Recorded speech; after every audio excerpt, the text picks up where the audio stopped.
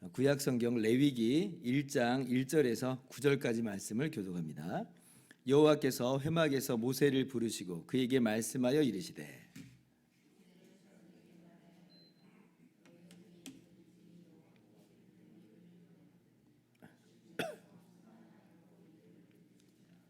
그 예물이 소의 번제이면 흠없는 수컷으로 회막문에서 여호와 앞에 기쁘게 받으시도록 드릴지니라.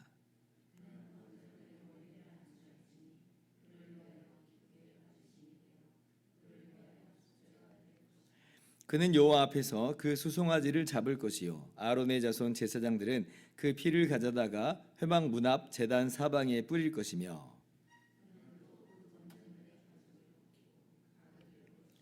제사장 아론의 자손들은 제단 위에 불을 붙이고 불 위에 나무를 버려놓고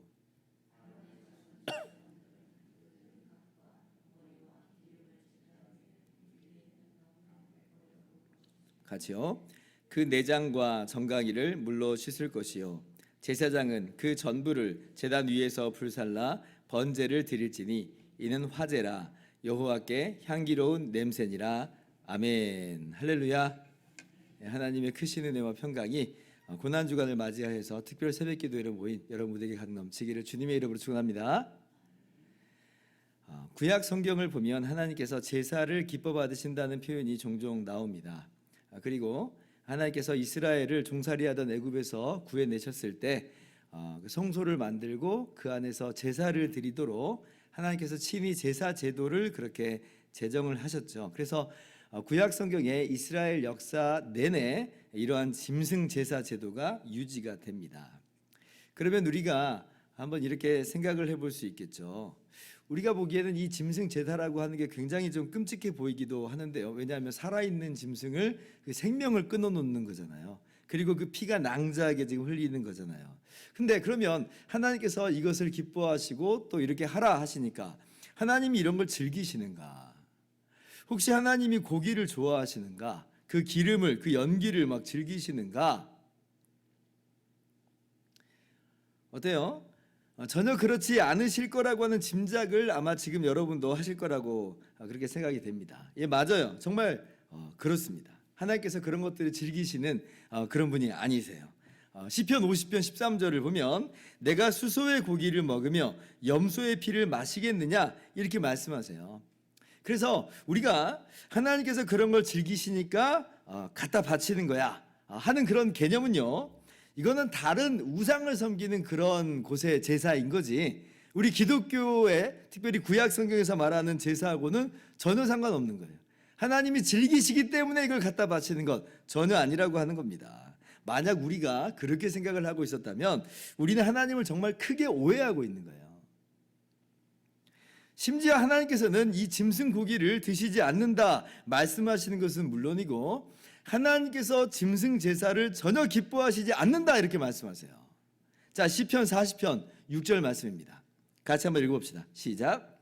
주께서 내 귀를 통하여 내게 들려주시기를 제사와 예물을 기뻐하지 아니하시며 번제와 속죄제를 요구하시지 아니하신다 하신지라. 보세요.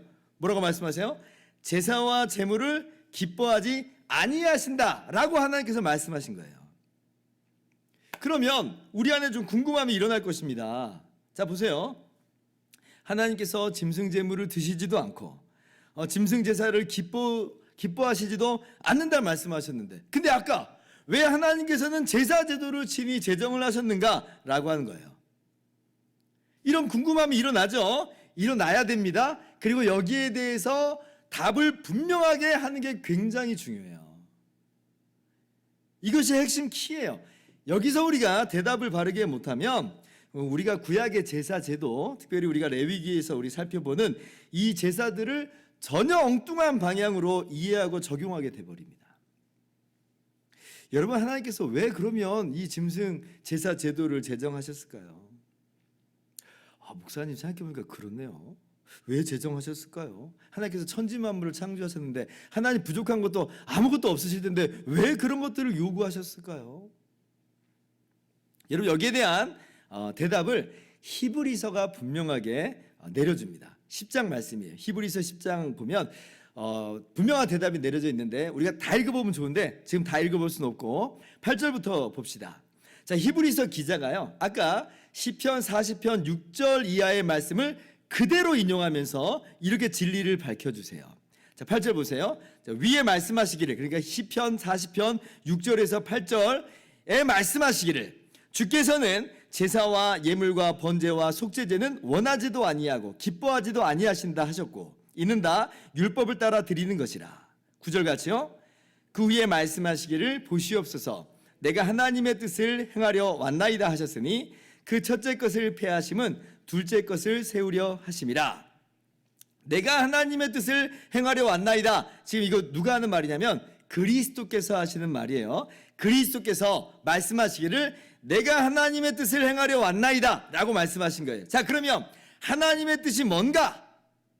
하나님의 뜻이 뭔데 하나님의 뜻을 행하려 왔다는 것인가? 라고 할 때에 짐승이 아니라 그리스도 자신이 제물이 되어 바쳐지는 것이다. 이게 바로 하나님의 뜻이에요. 그 뜻을 행하려 내가 왔다는 거예요. 자, 그래서 10절 말씀 같이 한번 읽어봅시다. 시작. 이 뜻을 따라 예수 그리스도의 몸을 단번에 들이심으로 말미암아 우리가 거룩함을 얻었노라. 그러니까 그리스도께서 십자가에서 그 몸을 단번에 들이시는 그 희생 제사야말로 하나님께서 지금 원하셨던 거다라고 하는 거예요. 짐승 제사가 아니라. 그렇기 때문에 짐승 제사는 이러한 예수 그리스도께서 오시기 전까지만 잠시 잠깐 시행되는 겁니다. 어떤 의미에서 시행되는 거냐? 예수님의 그 희생 제사에 대한 그림자로서, 그 희생 제사가 올 때까지 그 희생 제사의 예표로서 그렇게 잠시 시행되는 거예요.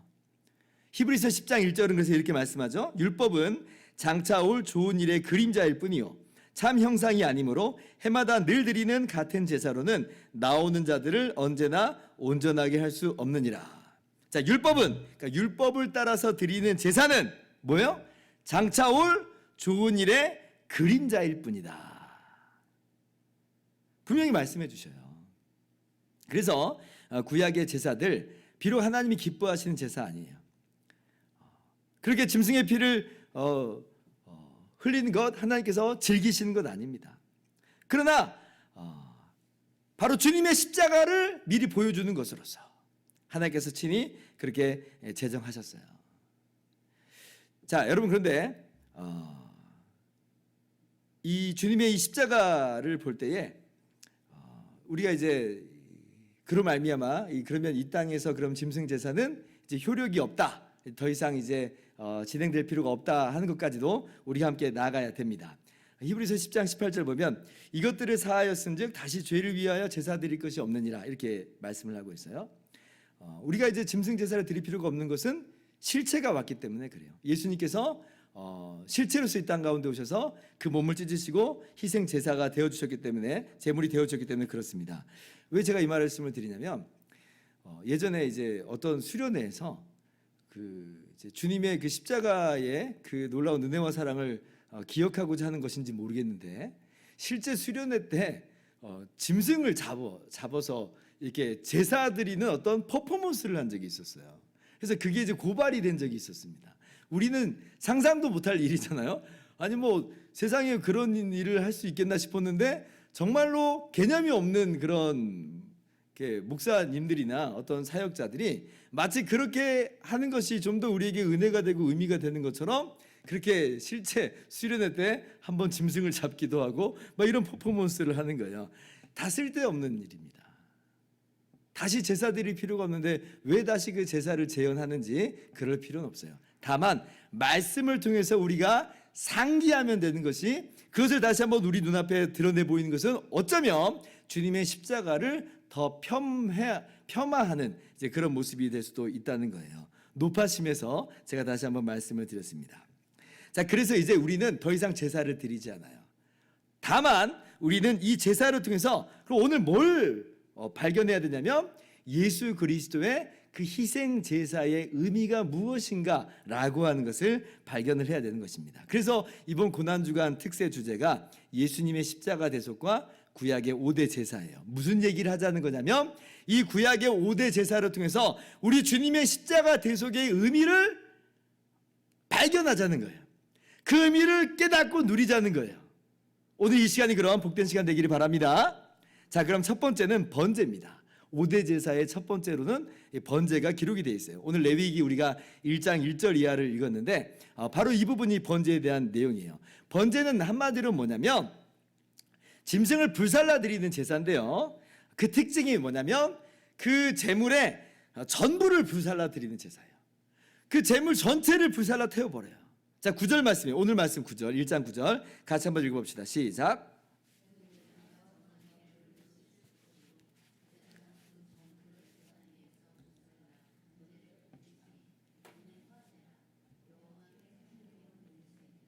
자, 그 전부를 제단 위에서 불살라 번제를 드리라 그러죠. 다른 제사들은 다 불사르지 않습니다. 몇몇 부위나 어떤 요소만 드려요. 그런데 번제는 완전히 다 불살라 버려요. 오직 가죽만 남겨요. 가죽만 벗기고 나머지는 다 불살라 버립니다. 자, 그렇다면 이러한 번제가 우리 주님의 십자가 대속의 어떠한 면을 보여주는가? 우리가 이것을 좀 발견해야 돼요. 무엇을 보여줍니까?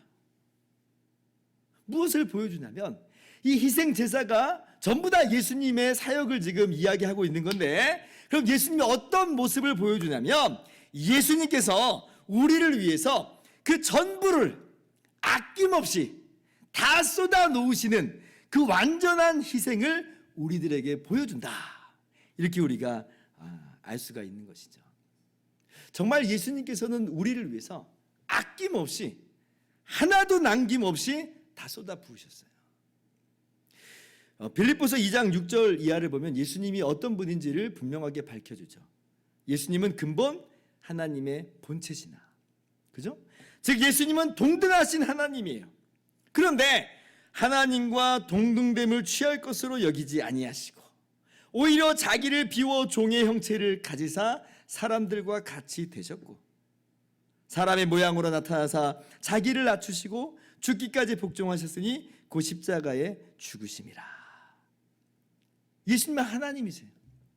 그런데 하나님이신 예수님이 자기를 아까워하지 않고 하늘 영광을 버리시고 자기를 비워서 우리와 똑같은 사람이 되어 오셨어요.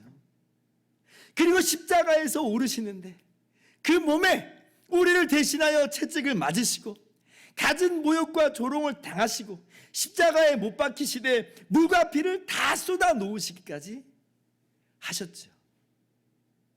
주님 조금이라도 남긴 게 없어요. 우리를 위해서 다 쏟아 놓으시고 완전 연소되셨어요. 완전 연소되셨어요. 그러니 이게 참 너무 기가 막힌 거예요. 예수님이 지금 남겨놓은 게 아무것도 없잖아요. 하나님이신 예수님이 그야말로 우리를 위해서 모든 것을 다 지금 쏟아 부으시는 것인데 이거 정말 얼마나 놀라운 은혜인가, 얼마나 기가 막힌 복인가 라고 하는 걸 우리가 좀 깨달을 수 있어야 됩니다. 하나님이신 예수님께서 우리를 위해서 모든 것을 쏟아 부으시는 순간 그러면 우리가 어떠한 존재가 됐는가 이것도 알아야 돼요. 하나님이신 그분이 천지 만물을 창조하신 분이 천지 만물을 몇 번이나 지었다 없앨 수도 있는 그분이 우리를 위해서 남김없이 다 쏟아 놓으셨다는 것은 그런 말미암아 우리가 얼마나 존귀한 존재가 됐는가. 하나님이 우리에게 올인을 하셨어요. 하나님이 그 전부를 우리에게 투자하신 거예요. 그러면 우리는 바로 예수 그리스도의 그 가치만큼의 가치로 탈바꿈하게 된 거예요. 우리 가치가 그야말로 급상승을 하게 된 거죠. 우리가 도대체 무엇이길래 예수님이 이렇게 하시는 겁니까? 우리가 뭐 대단한 사람이길래, 뭐 대단한 존재이길래, 뭐 잘난 게 있길래, 생각해보면 생각할수록 아무것도 우리에게는 없는데 우리에게 있기는커녕 도리어 우리는 죄인이요 죄악 덩어리일 뿐인데, 그런데 하나님이신 예수님께서 우리를 위해서 다 쏟아 부으셨어요. 다 태우셨어요. 여러분, 우리가 가난하고 천하고 더럽고 추악한 죄인에 불과합니다. 그러나 이러한 하나님의 아들의 쏟아 부으심 때문에 하나님 아들의 가치가 우리에게 덧입혀짐으로 말미암아 우리가 부요한 자가 되었고 그리스도 안에서 함께 하나님의 아들의 존귀한 신분으로 변화됐다라고 하는 것을 믿으셨으면 좋겠어요. 이것이 우리가 주님의 십자가를 바라보면서 깨닫는 바예요. 하나님의 아들이신 주님께서, 예수님께서 나를 위해서 남김없이 다 쏟아 부어 놓으셨구나. 다 주셨구나. 다 주셨구나. 여러분, 성경에 보면 우리가 이제 예수 그리스도로 옷 입는다라고 하는 표현이 나와요. 예수 그리스도 옷 입는다.